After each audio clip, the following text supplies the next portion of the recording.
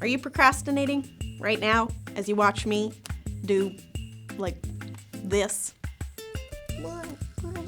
What's over here? We don't know. Oh. Well, if you are procrastinating, good job! Because contrary to what we've always been told, procrastination is in fact good for us. Don't believe me? Well, then I guess you could stop procrastinating and start doing whatever thing you're putting off. Or you could listen to me say all the things.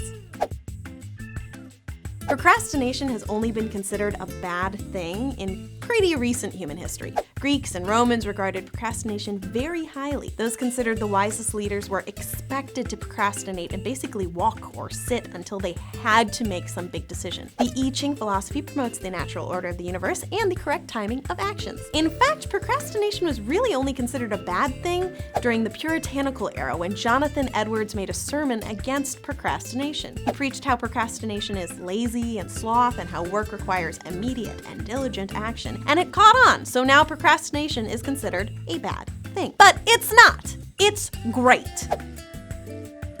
Procrastination allows your brain to relax and mull things over subconsciously without beating yourself over the head trying to get things done, especially if you just keep working on it, going back over it, and tinkering with it. You drive yourself crazy. The National Sleep Foundation believes that overwork ultimately makes us less efficient. You know, because we're tired and working too much. So napping and resting and lying on the floor with your pets mimicking the noises they make instead of writing this rant is good for you. I wish I knew what my cow was saying. She says so much. Now let me be clear. Active or structured procrastination can help you get more stuff done. How? Because while you dodge that one job you're not sure how to tackle, you do other random things you need to get done. So if you find that while you try to avoid researching that project or finishing that math theorem, I don't know what you do, you end up cleaning or cooking or organizing your emails. Great! Those are things that needed to happen, and you did them because you were avoiding something else. Yeah, I know, right? Procrastination makes you more creative. Or, as T.S. Eliot said, anxiety is the handmaiden of creativity. Now you might be saying, but Carmen, you just talked about relaxing and napping and making noises at your cat. That's right. But then, after you do that, and the clock is ticking, your brain goes, F***, and that's when you get creative. Because working under pressure means you ignore that inner voice that says, are you sure about that? And all your preconceived ideas are forgotten so that you can get real original about your thinking. Yourself. That's right. A lot of times when we work, we are our harshest critic, and we can prejudge our own work to the point of not letting ourselves do it, unless you are working under a time constraint, and the pressure of needing to get it done gets you ready to just kick out that work. Forget dotting the I's and crossing the T's, just make that and release it like a baby bird on the fucking wind.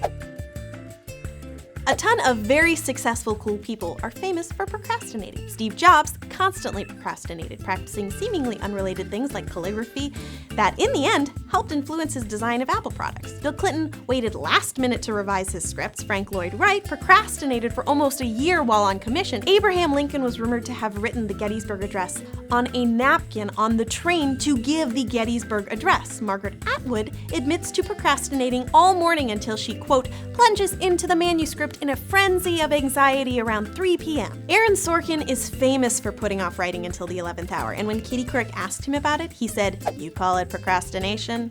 I call it thinking." So, instead of beating yourself up for being a bit of a procrastinator, embrace it. Avoid that work and scrub that bathroom floor, or go for a run, or watch cracked videos and learn new weird stuff.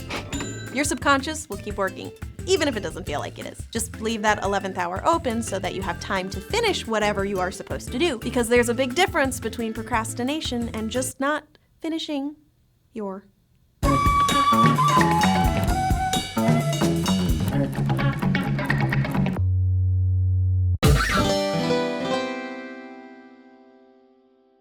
Good.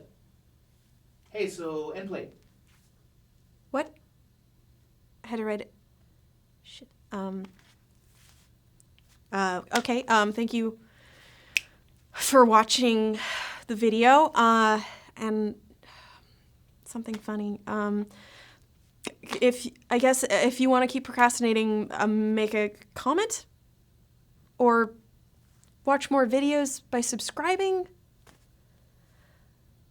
Shit. Am I supposed to say something else? I didn't write anything else.